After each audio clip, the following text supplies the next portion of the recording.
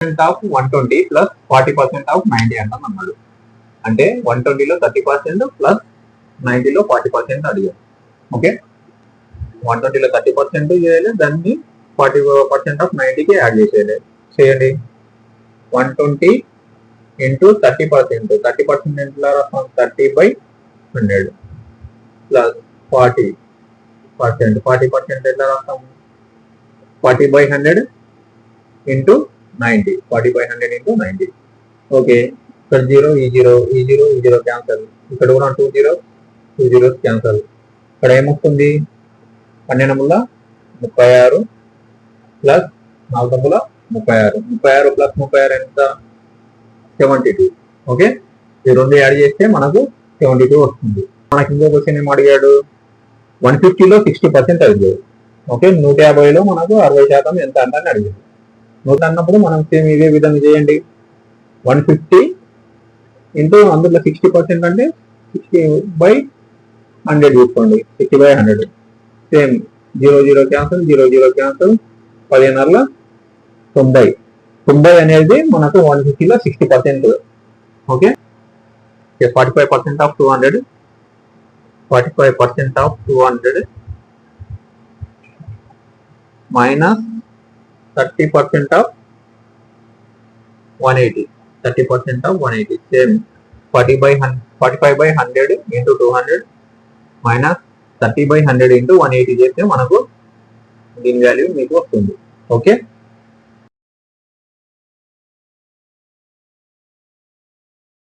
ఒక తరగతిలో 120 మంది ఉన్నారు.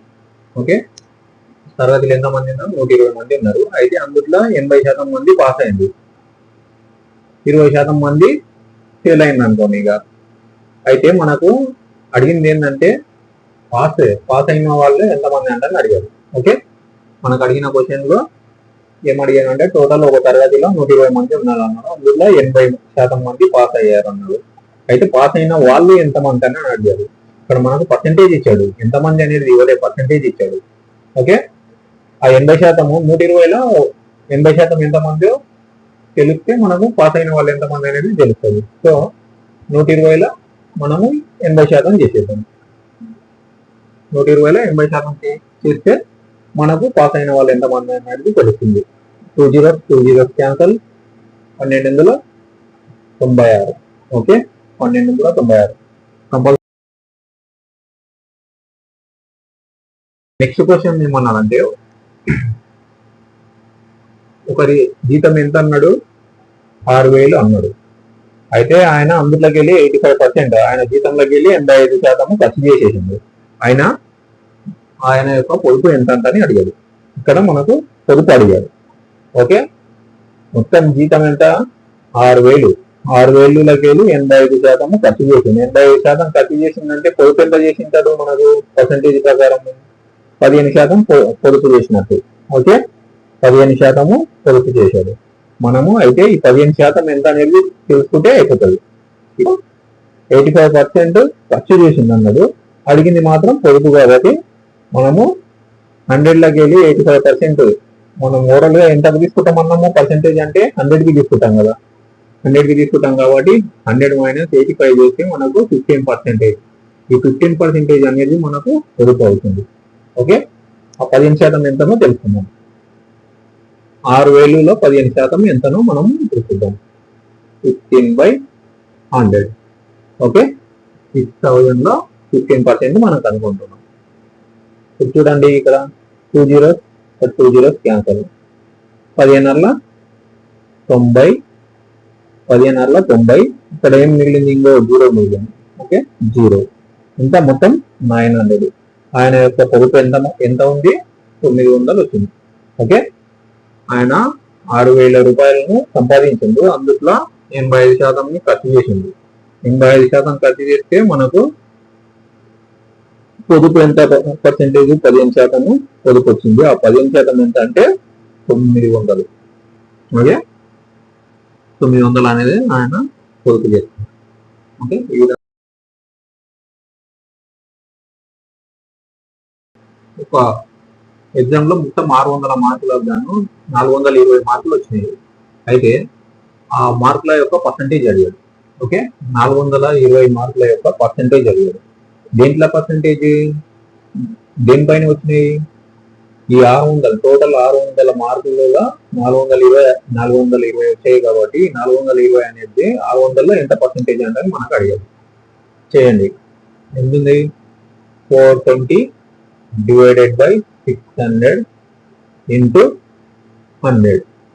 ఓకే, ఇది చేస్తే మనకు 420 అనేది మనకు 600లో ఎంత పర్సెంటేజ్ అంటే వస్తుంది. నార్మల్ గా మనకు స్కూల్లో కూడా ఈ విధంగానే పర్సెంటేజ్ ఎంత అవుతుంది అనేది మనం చేస్తాం. కాబట్టి ఇది ఇక్కడ 2 జీరో ఇక్కడ 2 జీరో క్యాన్సల్, 642.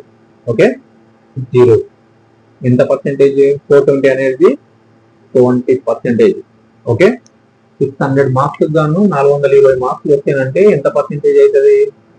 70% మార్క్స్ అవుతుంది అన్నట్టు. ఓకే, ఒక స్కూల్లో 120 మంది విద్యార్థులు ఉన్నారంట.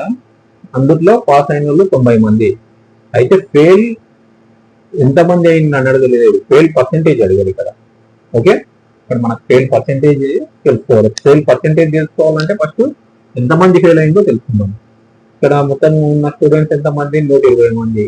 పాస్ అయిన వాళ్ళు ఎంతమంది? 90 మంది. మరి ఫెయిల్ అయిన వాళ్ళు ఎంతమంది ఉంటారు? ఇక 30 మంది ఫెయిల్ అయింటారు. ఫెయిల్ ఎంతమంది అయింటారు? 30 మెంబర్స్ ఫెయిల్ అయింటారు. అయితే మనకేం అడిగాడు? ఫెయిల్ పర్సెంటేజ్ అడిగాడు. ఓకే, ఫెయిల్ పర్సెంటేజ్ అడిగాడు కాబట్టి 30 మంది అనేటోళ్ళు 120లో ఎంత శాతం అవుతారు? 30 మంది అనేటోళ్ళు 120లో ఎంత శాతం అవుతారు? ఎందుకంటే టోటల్ స్టూడెంట్స్ 120 మంది, అందులో 30 మంది ఫెయిల్ అయ్యారు. సో ఈ 30 మంది అనేటోళ్ళు 120లో ఎంత శాతం అవుతారు అంటే మనం తెలుసుకుంటున్నంటే మనకు ఫెయిల్ పర్సెంటేజ్ అనేది వస్తుంది. ఓకే, 30 మెంబర్స్ ఎంత మందిలా? 120 మందిలా ఎంత శాతం? శాతం అంటే ఇంటూ 100. ఓకే, 0 0 క్యాన్సల్, 3 ఎక్కం 3 నల్ల 4 ఎక్కం 4 8, ఇక్కడ 2 ఉంటుంది, 4 5 20. అంటే 25% మంది ఫెయిల్ అయింది అన్నట్టు. 25%, టోటల్ 120 మంది ఉంటే అందులో 90 మంది ఏమో పాస్ అయ్యారు. ఫెయిల్ అయిన వాళ్ళు ఎంతమంది అవుతారు? 30 మంది అవుతారు. ఈ 30 మంది యొక్క పర్సెంటేజ్ మనకు ఎంత అంటే 25% అవుతుంది. నెక్స్ట్ క్వశ్చన్ ఏమడిగాడంటే ఒక రివ్యూ పేపర్లలో 150 పేపర్లు ఎంత శాతం అంటే అని అడిగింది. ఓకే, ఎంత శాతం? ఓకే, ఒక రీము పేపర్లో 150 పేపర్లు ఎంత శాతం? ఇక్కడ మనకు రీమోలో ఎన్ని ఉంటాయన్నా తెలుసుకోవాలి. ఫస్ట్ రీమ్ అంటే ఏంటి? ఒక బండిల్, పేపర్ బండిల్. ఒక పేపర్ బండిల్లో మనకు మొత్తం ఎన్ని పేపర్లు ఉంటాయన్నది మనం ఎన్ని ఉంటాయి? ఒక రీమ్లో 500 పేపర్స్ ఉంటాయి. ఓకే, ఒక బండిల్లో 500 పేపర్స్ ఉంటాయి. ఆ పేపర్లలో 150 పేపర్లు ఎంత శాతం అంటే అడిగాడు. ఇంతకుముందు చేసినట్టే 150 పేపర్లు మొత్తం ఎన్ని పేపర్లులా? 500 పేపర్లులా ఎంత శాతం? ఓకే, 150 పేపర్లు 500 పేపర్లో ఎంత శాతం?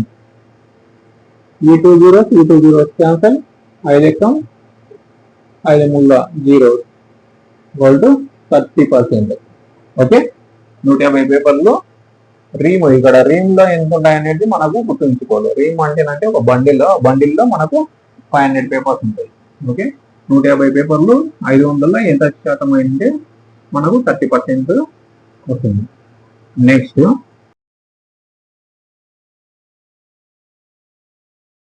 ఒక పట్టణం యొక్క జనాభా 8,000 నుంచి 10,000 పోయింది. ఓకే, ఒక పట్టణం యొక్క జనాభా 8,000 నుంచి 10,000కు ఇంక్రీజ్ అయింది. అయితే ఆ ఇంక్రీజ్ అయిన పర్సెంటేజ్ ఎంత అంటని అడిగాడు. ఓకే, ఎంత పర్సెంటేజ్ పెరిగింది అంటని అడిగాడు. ఫస్ట్ చూడండి, మనకు ఫస్ట్ ఎంత ఉండే? 8,000 ఉండే. ఇప్పుడు ఎంత అయింది? 10,000 అయింది. అంటే ఎంత ఇంక్రీజ్ అయింది? 2,000 ఇంక్రీజ్ అయింది. ఓకే, 8,000 నుంచి 10,000 వచ్చినప్పుడు 2,000 ఇంక్రీజ్ అయింది. ఈ 2,000 అనేది దేనిపైన ఇంక్రీజ్ అయింది? ఫస్ట్ ఉన్న దానిపైనే కదా ఇంక్రీజ్ అయ్యేది. 8,000 పైన 2,000 పెరిగింది కాబట్టి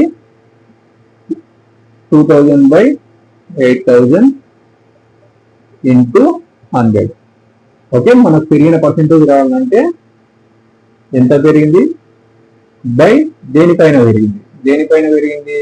ఇనిషియల్ గా ఎంత ఉంది 8,000, దానిపైన 2,000 పెరిగింది. ఇంటూ 100 చేస్తే మనకు ఎంత పర్సెంట్ పెరిగింది అనేది వస్తుంది. ఇక్కడ 3 zeros, ఇక్కడ 3 zeros కొట్టేసేయండి. 2 ఎక్కం 2 మళ్ళా 4 ఎక్కం 4 20 కూడా. ఓకే, 25% ఇంక్రీజ్ అయింది. 8,000 నుంచి 10,000 కి ఎంత పర్సెంటేజ్ అవుతుంది ఇంక్రీజ్? 25% ఇంక్రీజ్ అయింది. ఓకే,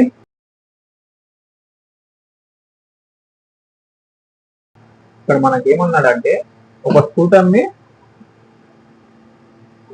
యొక్క ధర ఏమైంది, తగ్గిపోయింది. 30,000 నుంచి 24,000 తగ్గిపోయింది. ఇప్పుడే కానీ మనము ఒక కొత్త స్కూటర్ తీసుకొని దాన్ని ఒక 1 year 2 year అమ్మినప్పుడు ఏమైతే ఆటోమేటిక్ గా దాని రేట్ అనేది తగ్గిపోతుంది. అదే ఇక్కడ ఏం చెప్తున్నాడు, స్కూటర్ ని 30,000 ఉంది ఫస్ట్, అది ఏమైంది 24,000 కి తగ్గిపోయింది. అయినా తగ్గిన పర్సెంటేజ్ ఏంటని అడిగింది. ఓకే, మనకి ఇక్కడ మొత్తము 30,000 నుంచి 24,000 వచ్చింది. ఎంత తగ్గింది? 6,000 తగ్గింది. 6,000 అనేది తగ్గింది. అది దేనిపైన తగ్గింది? ఫస్ట్ ఎంత ఉంటే తగ్గింది? 30,000 ఉంటే తగ్గింది. సో మనం 30,000 పైన కాబట్టి బై 30,000 ఇంటూ 100.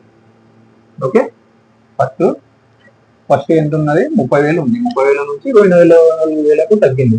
సో తగ్గినప్పుడు మనకు ఎంత తగ్గిందంటే 6,000 తగ్గింది. దాంట్లో తగ్గిన పర్సెంటేజ్ అడిగారు కాబట్టి ఎంత తగ్గింది? తగ్గిన వాల్యూ ఎంత? 6,000. ఓకే, దేనిపైన తగ్గింది? 30,000 పైన తగ్గింది. ఇంటూ 100 చేస్తే మనకు ఎంత తగ్గిందో దాని పర్సెంటేజ్ అనేది వస్తుంది. ఓకే, ఇక్కడ 3 zeros, ఇక్కడ 3 zeros కొట్టేసేయండి. 1 0 1 0, 3 ఎక్కం 3 2. ఓకే, ఇక్కడ కింద ఏం మిగలలేదు. 2, ఇక్కడ 10 మిగిలింది. 2 10 20. ఓకే, 20%. మనకు తగ్గిన పర్సెంటేజ్ ఎంత వచ్చింది? 20% తగ్గింది అన్నట్లు.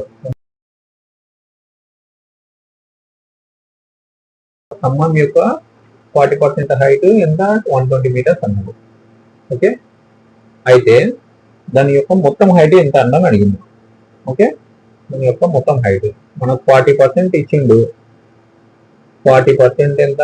120 ఇచ్చాడు. అయినా మనకు టోటల్ ఎంత ఉంటుంది? పర్సెంటేజెస్ మనము దేనిపైన తీసుకుంటాము? 100%. 100% ఎంత అని అడిగింది.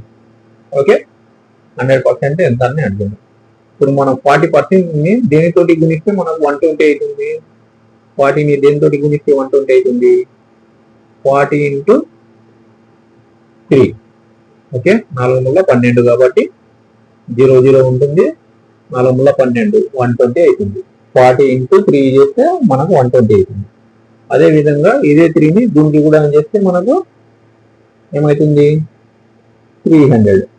ఓకే, 40 ఇంటూ 3 చేస్తే 120 వస్తుంది కాబట్టి 100 ఇంటూ 3 చేస్తే 300 మీటర్స్ అనేది దాని యొక్క టోటల్ హైట్. ఓకే, ఈజీగా ఏ విధంగా చేస్తారు అంటే క్రాస్ మల్టిప్లై చేయండి. 120 ఇంటూ ఈ 100 తీసుకెళ్ళండి. అటు ఈ 40ని బై 40 చేసుకోండి. 0 0 4 ఎక్కం 4 ముళ్ళ ఎంత వచ్చింది?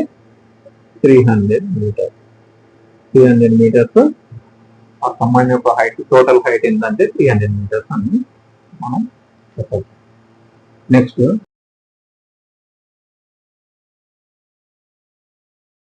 ఒక తరగతిలో బాలురు ఎంత పర్సెంటేజ్ ఉన్నారు? 60% మంది బాలురు ఉన్నారు. అయితే బాలురు బాలికల కన్నా 60 మంది ఎక్కువ ఉన్నారు. మళ్ళా ఇంకో కండిషన్ ఏమి ఇచ్చిందంటే బాలురు బాలికల కన్నా 60 మంది ఎక్కువ ఉన్నారు అన్నారు. అయితే మనకు మొత్తం విద్యార్థుల సంఖ్య ఎంతని కనుగొనమన్నాడు.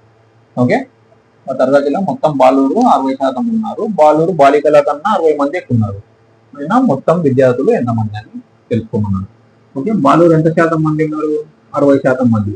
ఇప్పుడు మొత్తం మనము ఒక తరగతిలో ఉన్న విద్యార్థులు 100% అనుకుంటే అందులో 60% మంది బాలురు ఉన్నారు. అయితే మన బాలికలు ఎంత శాతం అవుతారు?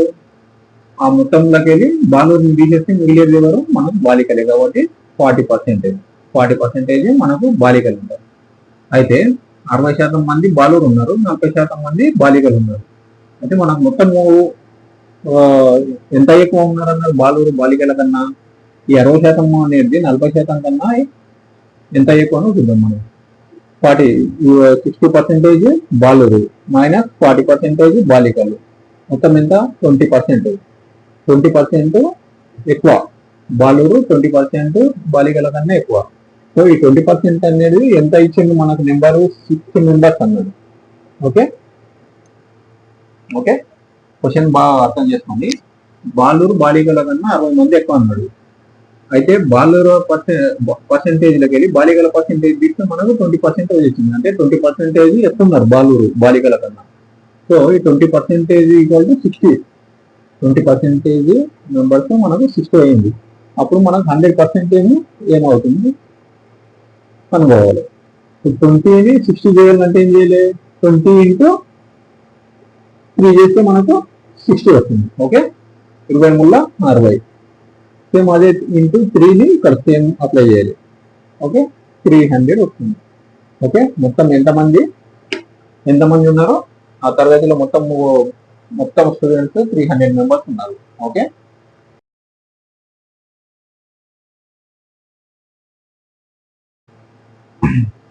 ఎగ్జామ్ లా 35% ఫైనల్ చూడండి క్వశ్చన్ మంచిగా. ఎగ్జామ్ లో ఏంటంటే 35% మార్క్స్ వచ్చానంటే పాస్ అన్నట్టు. ఓకే ఎగ్జామ్ లో 35% మార్క్స్ వస్తే పాస్. ఒక విద్యార్థికి ఏమొచ్చింది? 32% మార్క్స్ వచ్చింది. ఓకే 32% వస్తే ఎట్లా ఫెయిలే కదా? 32% మార్క్స్ వచ్చినాయి, ఆయన 6 మార్కుల తేడాతో ఫెయిల్ అయింది. ఓకే 32% మార్క్స్ వచ్చినాయి, 6 మార్కుల తేడాతో ఫెయిల్ అయినాయి. అయినా ఆ ఎగ్జామ్ లో మొత్తం మార్క్స్ ఎన్ని? ఓకే ఆ ఎగ్జామ్ లో మొత్తం మార్కులు ఎన్ని మనం తెలుసుకున్నాం. సో 35% వస్తేనేమో పాస్, కానీ 32 వచ్చినందుకు ఫెయిల్ అయింది. ఓకే ఆ రెండింటి మధ్య డిఫరెన్స్ ఎంత ఉంది? 35% మైనస్ 32%. మనకు ఈ రెండింటి మధ్యలో డిఫరెన్సే కదా ఇక్కడ వచ్చేది. 6 మార్క్స్ తేడాతోటి ఫెయిల్ అయింది. ఓకే 6 మార్కులు తక్కువ వచ్చినాయి అన్నట్లు, పాస్ మార్కులు కాకుండా. సో ఇది 35%, 32%. ఈ రెండింటి మధ్య డిఫరెన్స్ ఎంత? మనకు 3% వస్తుంది. 3% ఈ రెండింటి పర్సెంటేజ్ల మధ్య తేడా. 3% ఎంత? 6 మార్క్స్. 3% 6 మార్క్స్. ఆయన మొత్తం మార్కులు అడిగారు. మనకు 3% ఇంత అయినప్పుడు మొత్తం మార్కులు ఎంత? 100%. 100% ఎంత అని అడిగారు. మనకు 6 2 6 రావాలంటే ఇంటూ 2 చేస్తే 6 వస్తుంది. 3 2 6 ఇంటూ 2 చేయండి. ఇక్కడ కూడా 200 marks. Okay 200 marks total exam లో మార్క్స్ ఎన్ని? 200 మార్క్స్. ఓకే 200 మార్క్స్ లో మనము 35% చేస్తే పాస్, 32% చేస్తే ఫెయిల్ అన్నప్పుడు వీటికి రెండింటికి డిఫరెన్స్ ఎంత ఉంది? మనకి ఇక్కడ ఇచ్చింది డిఫరెన్స్ కదా 6 మార్క్స్ అనేది. కాబట్టి ఆ డిఫరెన్స్ ను మనము తీసుకొని ఈ విధంగా మనం టోటల్ మార్క్స్ ఎంత అని కనుగొంటాం. ఓకే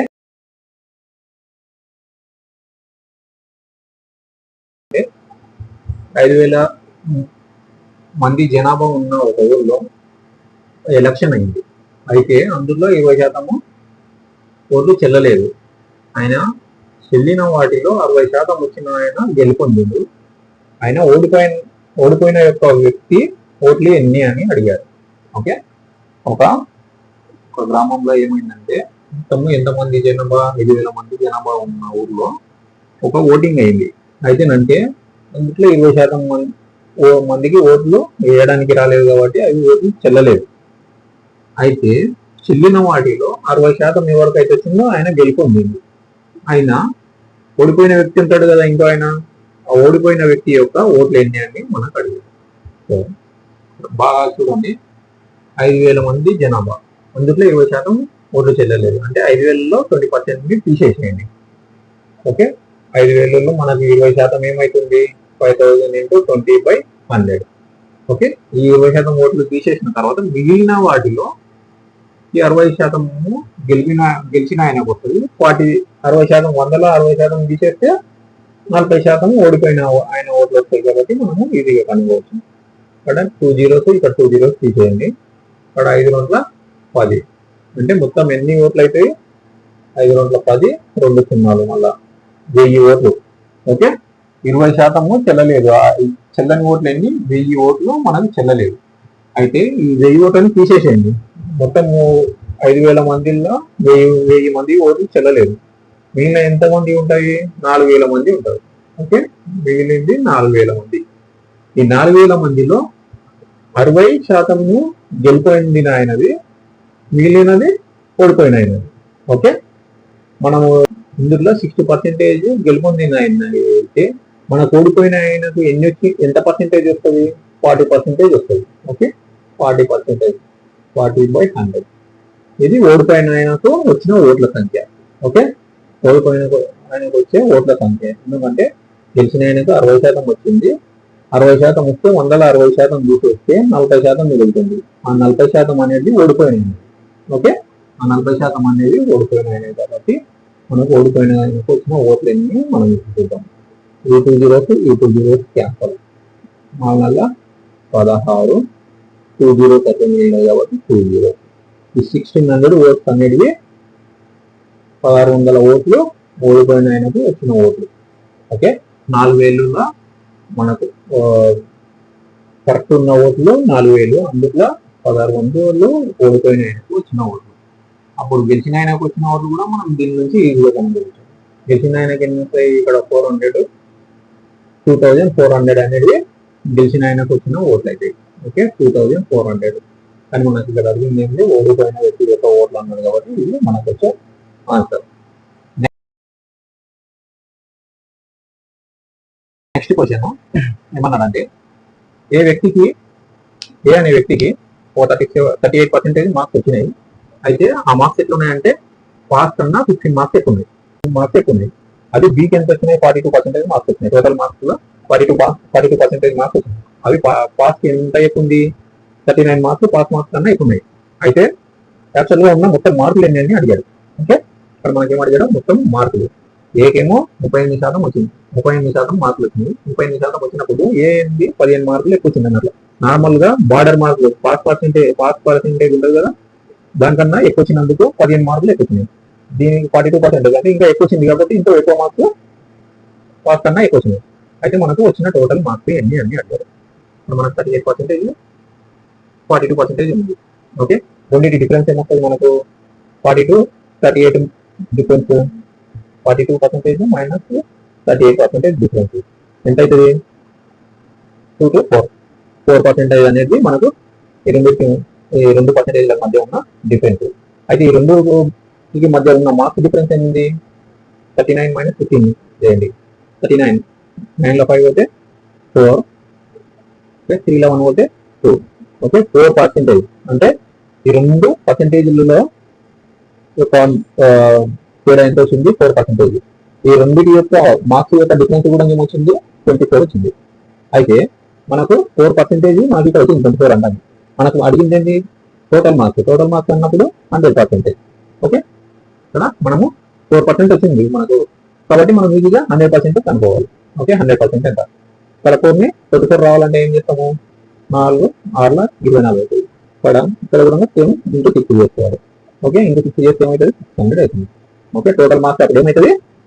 600 అనేది టోటల్ మార్క్స్ అవుతుంది. ఓకే, టోటల్ మార్క్స్ 600 అవుతుంది. 6% టీ తాగుతారు, అందులో మళ్ళీ 55% కాఫీ తాగుతారు. అయితే 20% మొత్తము రెండింటిని తాగుతారు. టీ తాగేటోళ్ళు ఉన్నారు, కాఫీ తాగేటోళ్ళు ఉన్నారు. అయినా టీ కానీ కాఫీ కానీ రెండింటిని తాగని వారి శాతం ఏమని? దీన్ని మనము వెన్ డయాగ్రామ్ తోటి చూద్దాం. వెన్ డయాగ్రామ్ తోటి. ఓకే, ఒకరు టీ అనుకోండి. ఓకే, ఒకరు వీళ్ళంతా టీ తాగేటోళ్ళు. ఓకే, వీళ్ళంతా కాఫీ తాగేటోళ్ళు. ఓకే, టీ తాగేటోళ్ళు అంతా ఎంత శాతం ఉన్నారు? 60% అంటారు. కాఫీ తాగేటోళ్ళు ఎంతమంది? 55% అంటారు. అయితే రెండింటిని తాగేటోళ్ళు ఎంతమంది? 20%. ఓకే, వీళ్ళేమో టీ తాగేటోళ్ళు, వీళ్ళేమో కాఫీ తాగేటోళ్ళు. ఓకే, రెండింటిని తాగేటోళ్ళు ఇక్కడ మధ్యలో, ఈ రెండింటి మధ్యలో. ఓకే, ఇప్పుడు చూడండి, ఇక్కడ టీ తాగేటోళ్ళు 60% అన్నారు. అంటే ఆల్రెడీ ఇక్కడ మనకు 20% రెండింటిని తాగే దాంట్లో మనకు ఆల్రెడీ వచ్చేసింది. అయితే రిమైనింగ్ ఎంత పర్సెంటేజ్ ఉంటుంది? ఇక్కడ 60లో 20 పోతే 40%. ఇక్కడ 55% కాఫీ తాగుతారు అన్నారు. అయితే రెండింటిని తాగేటోళ్ళు ఎంతమంది ఉన్నారు? 20% ఉన్నారు. 55లో 20 పోతే 35%. 35% వీళ్ళు ఎవరంటే ఓన్లీ కాఫీ తాగేటోళ్ళు. ఇందులో మళ్ళీ రెండింటిని తాగేటోళ్ళు కవర్ గారు అన్నట్టు.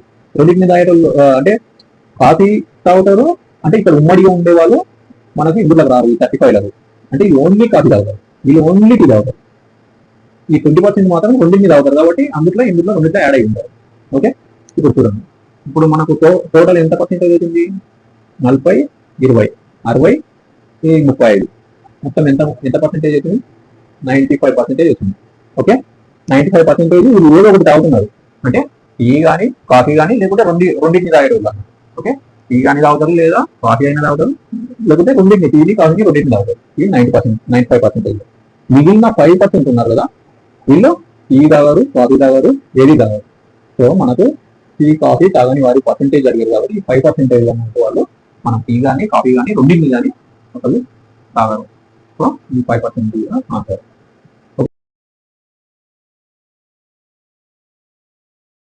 నెక్స్ట్ క్వశ్చన్ లో ఒక తరగతిలో 400 మంది ఉన్నారు. అయితే అందులో తెలుగు ఎంతమంది మాట్లాడతారు? 270 మంది తెలుగు మాట్లాడతారు. ఇంగ్లీష్ ఎంతమంది మాట్లాడతారు? 190 మంది మాట్లాడతారు. అయినా రెండింటిని మాట్లాడేవారు ఎంతమంది అని అడిగారు. ఓకే, అక్కడ ఇచ్చిన క్వశ్చన్ జాగ్రత్తగా చూడండి. 400 మంది ఉన్నారు ఒక తరగతిలో. అందులో 270 మంది ఏం చేస్తారు? తెలుగు మాట్లాడతారు. 190 మంది ఇంగ్లీష్ మాట్లాడతారు. అయినా రెండింటిని మాట్లాడేవారు ఎంతమంది అంటే దానికి దీనికి రెండు మాట్లాడతారు, తెలుగు మాట్లాడతారు ప్లస్ ఇంగ్లీష్ మాట్లాడతారు. ఓకే, ఆ రెండింటిని కామన్ గా ఎంతమంది ఉన్నారో మనం తెలుసుకోవాలి. మొత్తం మనకు టోటల్ ఎంతమంది అన్నారు? 400 మంది అన్నారు. మరి ఇక్కడ తెలుగు ఇంగ్లీష్ ఎంతమంది అవుతారు టోటల్ చూడండి. 270 ప్లస్ 190, 0, 9, 7, 16, 460 మంది. కానీ యాక్చువల్గా ఉండాల్సింది ఎంత? 400 మంది. అంటే ఈ ఎక్స్ట్రా వచ్చిన ఈ 60 మంది ఉన్నారు కదా, ఈ 60 మంది అనేటోళ్ళు రెండు మాట్లాడతారు, తెలుగు ప్లస్ ఇంగ్లీష్ రెండు ఈ 60 మంది మాట్లాడతారు అన్నట్టు. ఓకే, తెలుగు మరియు ఇంగ్లీష్ మాట్లాడేవారు ఎంతమంది అంటే 60 మంది తెలుగు మరియు ఇంగ్లీష్ రెండు మాట్లాడతారు. ఓకే.